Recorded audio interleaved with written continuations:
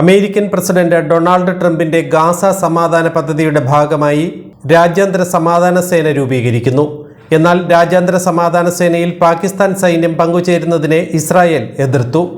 ഇന്ത്യയിലെ Israel ambassador Ruen അസറാണ് ഇക്കാര്യം വ്യക്തമാക്കിയത്.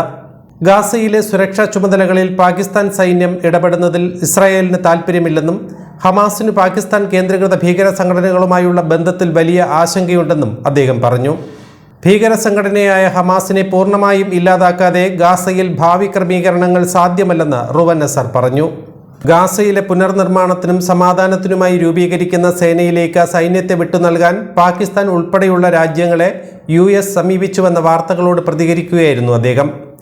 സമാധാന നീക്കങ്ങൾക്കായി ശ്രമങ്ങൾ നടക്കുന്നുണ്ടെങ്കിലും ഹമാസിനെ നിരായുധീകരിക്കാതെ ഇതിന് പ്രസക്തിയില്ലെന്നും അദ്ദേഹം പറഞ്ഞു. നിലവിലെ സാഹചര്യത്തിൽ ഹമാസിനോട് ഏറ്റുമുട്ടാൻ തയ്യാറല്ലാത്തതിനാൽ പല രാജ്യങ്ങളും സൈന്യത്തെ അയക്കാൻ വിമുഖത കാണിക്കുന്നുണ്ടെന്നും റുവൻ അസർ പറഞ്ഞു.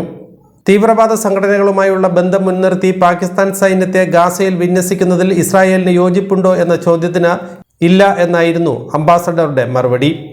ഗാസയിൽ പാകിസ്ഥാൻ സൈന്യത്തിന് ഒരു പങ്കും നൽകുന്നതിനെ ഇസ്രായേൽ അംഗീകരിക്കുന്നില്ലെന്നും അദ്ദേഹം വ്യക്തമാക്കി.